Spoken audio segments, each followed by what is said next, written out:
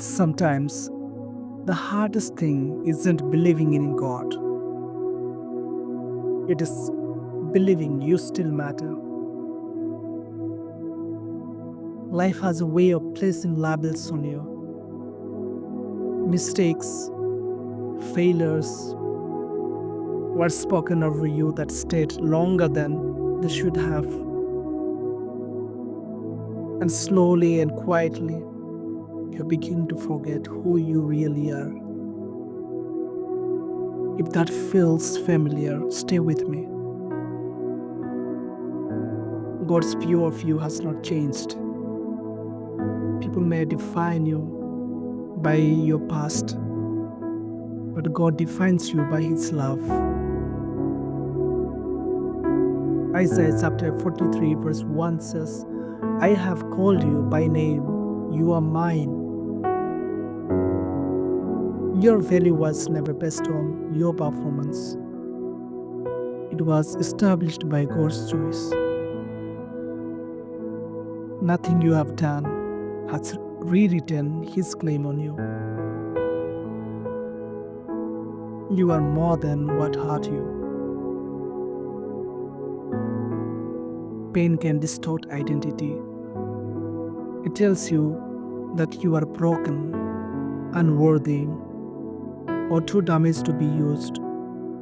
But the scripture says differently.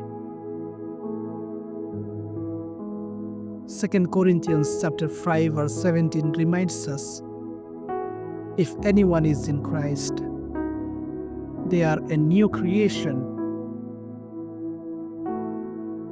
Your wounds are real, but they are not your name. God restores identity gently. God doesn't rush healing. He restores slowly, patiently, lovingly. Jesus never shamed the broken. He restored them. He still does. Your story is not over. Your purpose has not been erased. Your hope is still alive. Remember who you belong to. Identity begins with belonging.